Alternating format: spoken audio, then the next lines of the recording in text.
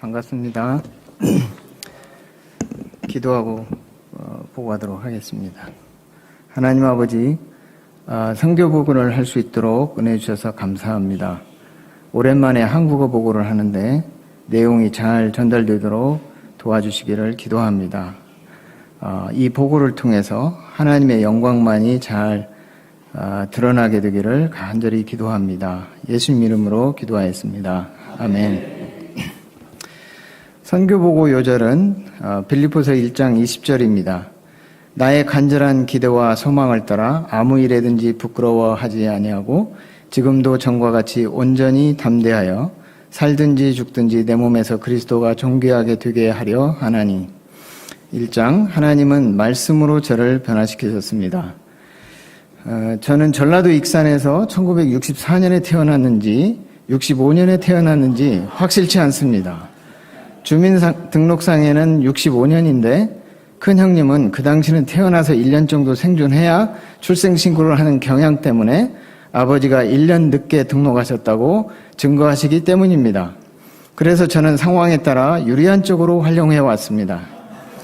저는 어릴 때부터 책 읽는 걸 좋아했고 웅변대회, 글짓기대회, 서예대회 등에 출전하여 상장을 긁어모았습니다. 그래서 아버지는 제게 큰 기대를 하였고 큰 형님을 이어 서울대에 갈 거라고 믿으셨습니다. 저는 키가 작으면서도 유럽을 호령했던 나폴레옹의 전기를 잇고 장차 커서 세계적으로 유명한 사람이 되는 꿈을 꾸었습니다. 사춘기를 겪으면서 연애에 빠지고 공부에 집중하지 못해 재수하였습니다. 1년 후 성균관대학교 영문과에 1년 장학생으로 입학하였습니다. 하지만 서울대에 가지 못해 아버님의 기대에 부응하지 못했다는 실패감, 또 세계적인 영웅이 이런 정도밖에 못했다는 자책감으로 괴로웠습니다. 교양 과목으로 철학을 들으며 인생을 고민했습니다. 그 당시 청계천 지하도로에서 돗자리를 깔고 돌을 닦는 분들이 있었는데 저도 그들 틈에서 수행을 해봐야 되는 거 아닌가 한 적도 있었습니다. 그러다가 1984년 1학년 여름방학 때 구람산 여름수양회에 참석해 되었습니다. 수양회에서 요한복음 8장 31절 진리를 알지니 진리가 너희를 자유롭게 하리라 는 말씀이 마음에 역사하였습니다. 예수님 안에 있는 진리가 무엇인지 알아보고 싶었습니다. 하지만 그때부터 시작된 1:1 말씀 공부와 소감 쓰기는 제게 자유를 주기는커녕 너무나 귀찮고 부담스러웠습니다. 멋대로 대학생활과 세상을 즐기고 싶었던 저는 예수님에게 매이기 싫어서 3번이나 모임을 떠났습니다.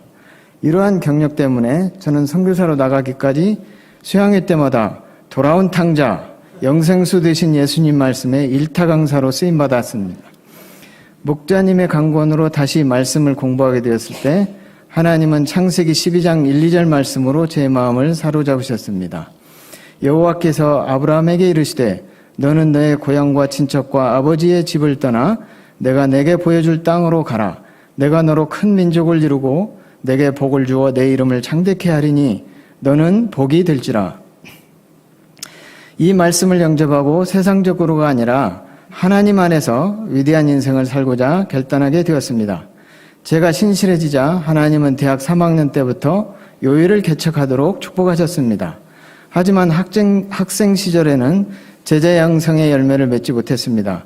반면에 저와 같이 요일 개척했던 원인이 목자님은 지금은 안양센터 스텝입니다. 요일에 학생량들이 많이 모였습니다. 저는 경쟁심 때문에 너무 슬프고 억울했습니다. 어찌하든지 열매를 맺고자 대학원에 진학했습니다.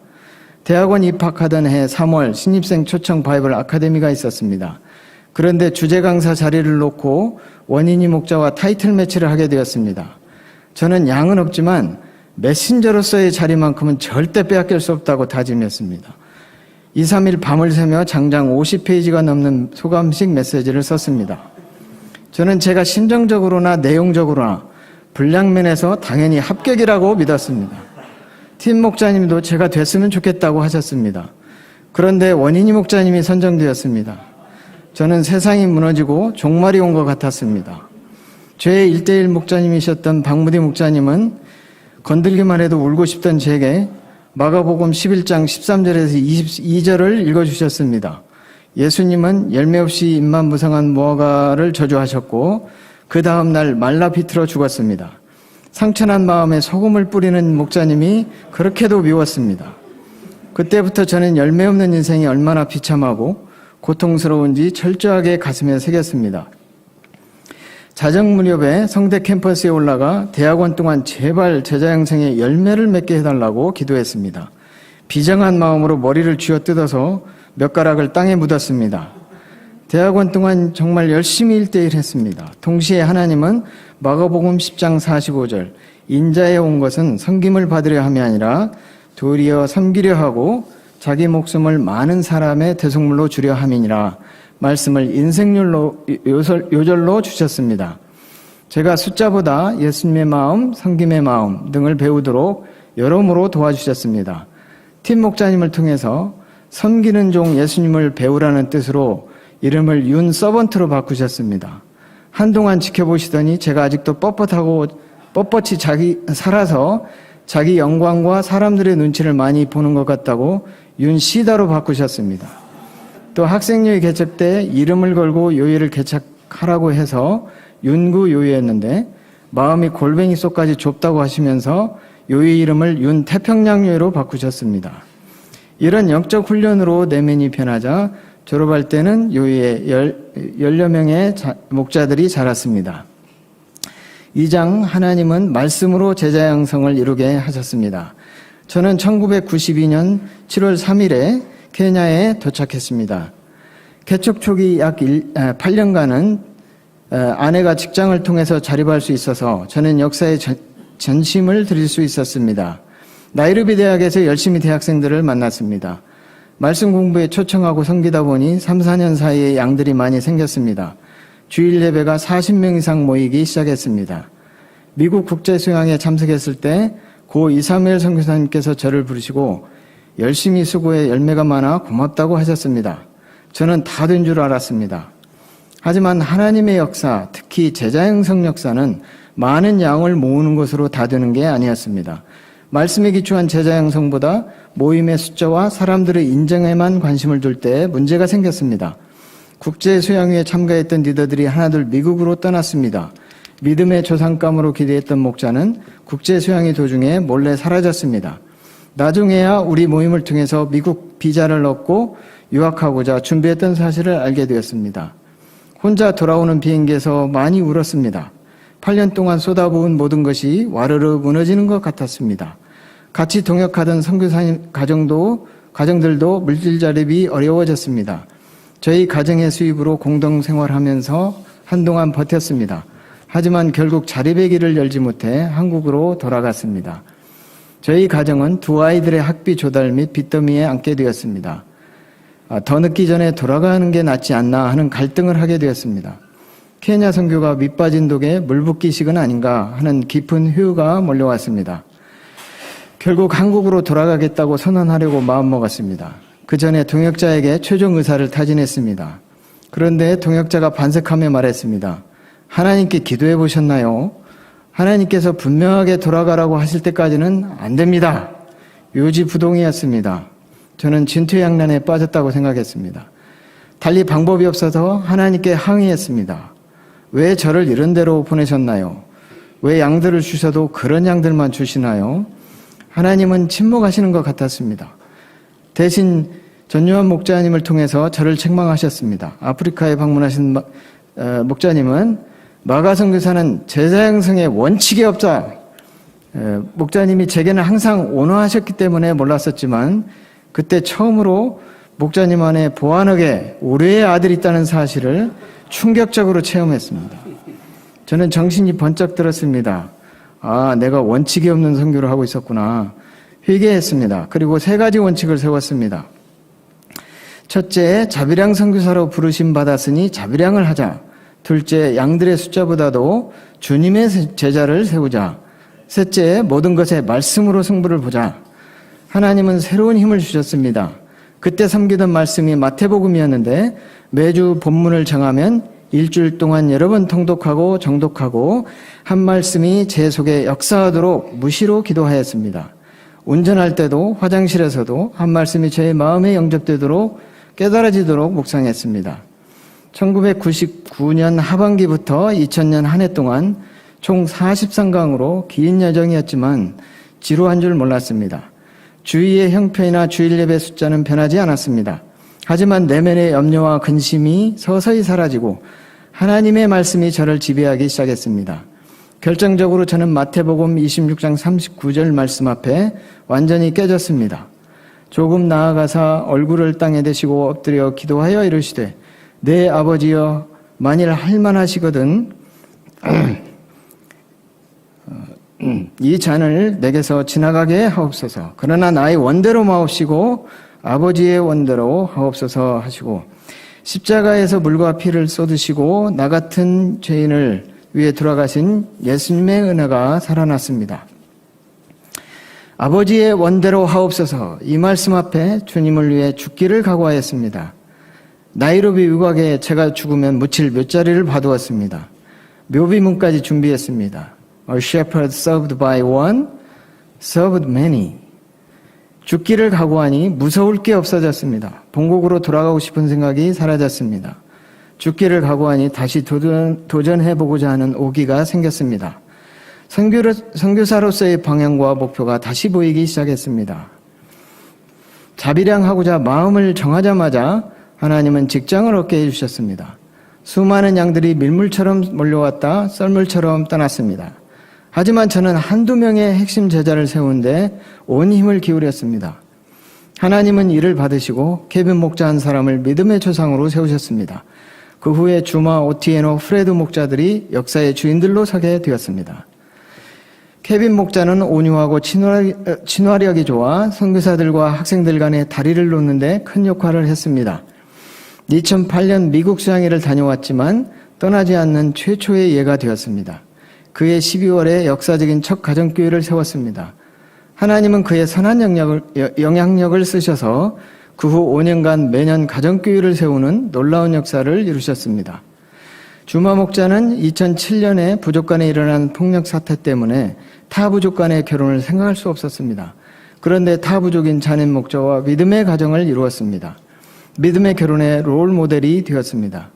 결혼 초기에 동역자에게 폭력적인 문제가 있어 우리 모임의 근심거리가 되었습니다. 저는 기도를 많이 쌓은 후 그에게 무릎을 꿇고 간절히 비는 마음으로 권면하였습니다. 그는 침묵으로 답했습니다. 하지만 2016년 한국 세계선교보고대회에 참석하여 종로센터에서 소감을 발표했는데 디모데전서 2장 8절 그러므로 각처에서 남자들은 분노와 다툼이 없이 거룩한 손을 들어 기도하기를 원하노라 는 말씀으로 자신의 죄를 고백하며 회개했습니다. 그는 아주 화목한 가정으로 거듭났습니다. 하나님은 2021년 1월에 UBF 목사로 안수하시고 역사 계승자로 세우셨습니다. 오티에노 목자는 한창 역사가 일어나는 때에 전액 장학금을 받아 유럽에서 석사 공부를 할 수 있는 기회가 있었습니다. 케빈, 주마, 오티에노 세 목자들의 성령의 그릇을 이루고 있었습니다. 오티에노 목자가 여기서 빠지면 성령의 그릇이 깨지고 다시 망할 수도 있다는 절박한 마음이 들었습니다. 저는 오티에노 목자에게 유학을 미루고 학생 역사에 헌신하도록 또 눈물을 머금고 애절하게 빌었습니다. 하나님은 이를 받으시고 그의 마음을 움직이셨습니다. 하나님 역사를 먼저 섬기기 위해 나이로비 대학에서 석사 공부를 하겠다고 결단했습니다. 그 후 그는 여러 번 물질 문제를 기이한 방식으로 공급해 주시는 하나님을 체험했습니다. 이제 신실하게 11조를 감당하며 매년 초에 11조 말씀 공부와 메시지를 힘있게 섬기고 있습니다. 2020년에 공인 건축 설계사 자격을 취득했습니다. 곧 석사학위를 받을 예정입니다. 그는 유학으로 인생 반전을 꿈꾸는 케냐 학생양들에게 희생과 순종의 좋은 본이 되고 있습니다. 그 외에 프레드 목자님이 3년 전부터 시니어 목자팀에 조인했습니다. 그는 아직 만삭되지 못하여 난자라는 겸손한 마음이 있습니다. 올해 10명 넘는 새 양을 섬기고 2명을 목자로 세웠습니다. 말씀의 종이 되고자 하는 소원이 많습니다. 더 가르쳐줘야지 왜 벌써 떠나느냐고 저를 붙잡아서 저의 마음을 아프게 했습니다. 다음 사진들은 케냐 UBF 역사의 핵심인 시니어 리더들과 기도의 종들입니다. 이들이 제2세대 부흥의 역사를 이루도록 기도해 주시면 감사하겠습니다. 3장 하나님은 기도할 때 직장일도 축복해 주셨습니다. 직장일과 역사를 같이 섬기는 것은 생각처럼 녹록하지 않았습니다. 수많은 우여곡절을 겪었습니다. 어떤 때는 사표서를 주머니에 넣고 다닌 적도 있었습니다. 아프리카 코디셨던 이다니엘 목사님은 절차탁마라는 사자성어를 주시면서 빼어난 말씀의 종이요, 직장에서도 인정받는 전문가가 되도록 기도해 주셨습니다. 전유한 목사는 아프리카에서 저를 만날 때마다 요셉과 같이 지혜롭고 충성스러운 자비랑 선교사가 되도록 기도해 주셨습니다. 처음에는 무역 영어조차 서툴렀지만 전문가로 인정받고자 근무 시간 외에도 관련 서적 등을 독파하였습니다. 무엇보다 순간순간마다 하나님이 도와주시도록 기도했습니다. 상황이 절망적이거나 중요한 성약을 체결할 때마다 수시로 기도했습니다. 바이어를 만나기 전 상담 중에도 상담 후 식사 때에도 무시로 수시로 기도했습니다. 이를 받으시고 하나님은 때마다 제가 해낼 수 있는 이상의 실적을 거두게 하셨습니다. 무역의 날 행사에 2번이나 사장님 표창을 받게 하셨습니다. 2018년에는 해외지사의 8명뿐인 현지 직급으로서 최고 직급으로 승진시켜 주셨습니다. 2021년 연말에 저는 산업부 장관 표창을, 제키 선교사님은 외교부 장관 표창을 동시에 받았습니다. 어떤 분들은 가문의 영광이라고 했습니다. 제키 선교사는 정년퇴직을 1년 남겨두고 있었고 저는 최고 직급까지 승진한 상태라 세상적으로 큰 의미는 없었습니다. 하지만 평신도 자비랑 선교사로서의 삶을 인정해 주시는 하나님의 표창으로 영접하고 감사하였습니다. 하나님은 2022년 12월에 라노드 목자님, 김모세 목자님의 축복으로 주마 목자를 정식 역사 계승자로 세우셨습니다. 현재 주마 목자의 좋은 리더십으로 80여 명 정도가 주일 예배를 참석하고 있고 올해 22명의 형제 자매들이 목자 선서를 했습니다. 하나님은 장래 방향을 놓고 기도할 때 빌립보서 1장 20절 말씀을 주셨습니다. 나의 간절한 기대와 소망을 따라 아무 일에든지 부끄러워하지 아니하고 지금도 전과 같이 온전히 담대하여 살든지 죽든지 내 몸에서 그리스도가 존귀하게 되게 하려 하나니. 선교지에서 죽기를 각오한 인생, 앞으로 어떤 모양으로든 그리스도를 존귀케 하는 삶을 살 수 있기를 기도합니다. 한마디 말씀과 기도로 함께 하신 하나님을 찬양합니다.